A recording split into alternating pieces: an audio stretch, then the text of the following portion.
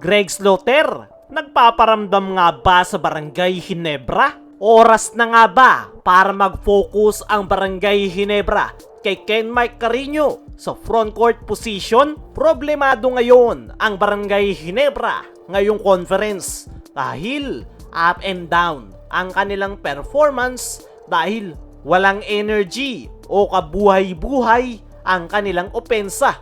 Isa rin sa problema ngayon ni Coach Tim Cone sa Ginebra ay ang kanilang frontcourt position. At mayroon ngang isang player na pwedeng maging solusyon dyan, which is itong si Ken Mike Carino. Kung tutusin, hindi naman dapat ganyan kalaki yung problema ng Ginebra sa kanilang frontcourt.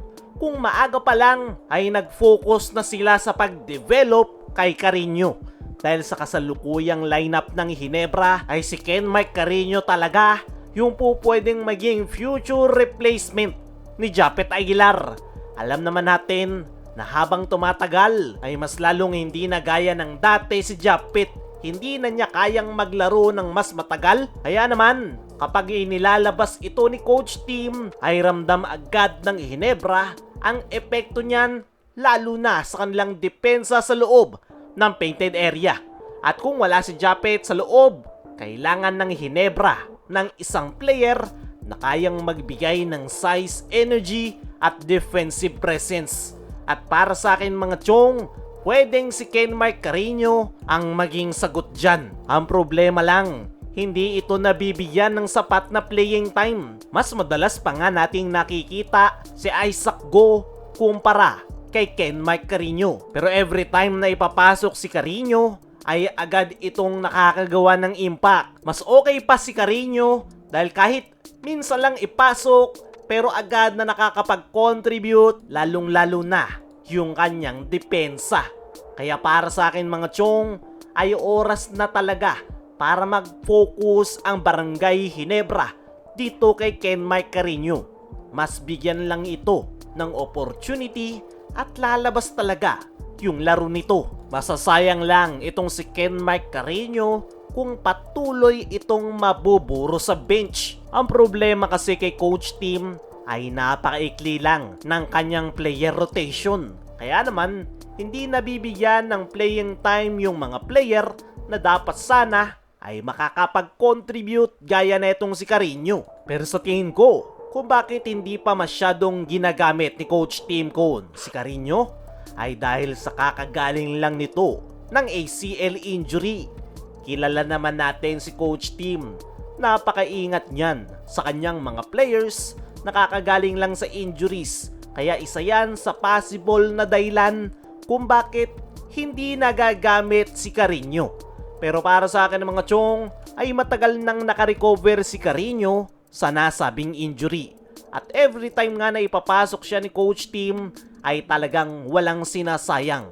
Kaya naman, mas deserve ni Ken Mike Carino ng playing time kaysa kay Isaac Go at ito yung possible na susolusyon sa kanilang problema sa loob ng painted area. Kompleto nga ng skills at talent etong si Carino at ang pinakalaro niya talaga ay more on defensive side. Napakahaba nga ng kanyang wingspan, kaya naman madali itong nakaka-block shot ng bola. Nung nakaraang laro nga ng Ginebra kontra Blackwater ay pinakita ni Carino kung ano yung kanyang mga kayang gawin. Kaya niyang pumuntos sa shaded area, meron din siyang perimeter shot at meron ding outside shooting. Pero yung pinaka-maiko-contribute niya talaga sa Barangay Ginebra ay yung kanyang depensa.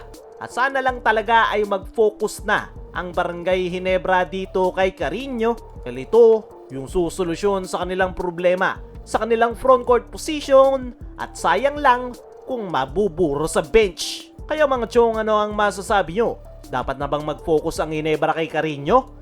I-comment mo lang dyan sa ibaba. Samantala, Greg Slaughter, nagpaparamdam nga ba sa Barangay Ginebra? Struggling ngayon ang kupunan ni Coach Tim Cone ngayong conference. Isa sa problema nila ay yung kanilang frontcourt position at mukhang nagpaparamdam etong si Greg Slaughter Dahil sa kanyang Instagram ay nag-story nga ito ng kanyang highlights noon sa Barangay Ginebra. As of now nga mga chong ay walang team etong si Greg Slaughter. Hindi rin natuloy yung kanyang pagbabalik sa PBA sa hindi malamang dahilan. At hanggang sa ngayon, hawak pa rin ng Titan Ultra ang kanyang playing rights. Para sa akin mga chong ay pwede pa etong si Greg Slaughter dahil 7-footer is 7-footer. Hindi ka makakahanap ng ganyang big man. Malambot man si Greg pero malaki pa rin ang may tutulong nito sa painted area. Pero tignan natin kung makakabalik pa nga ba siya sa PBA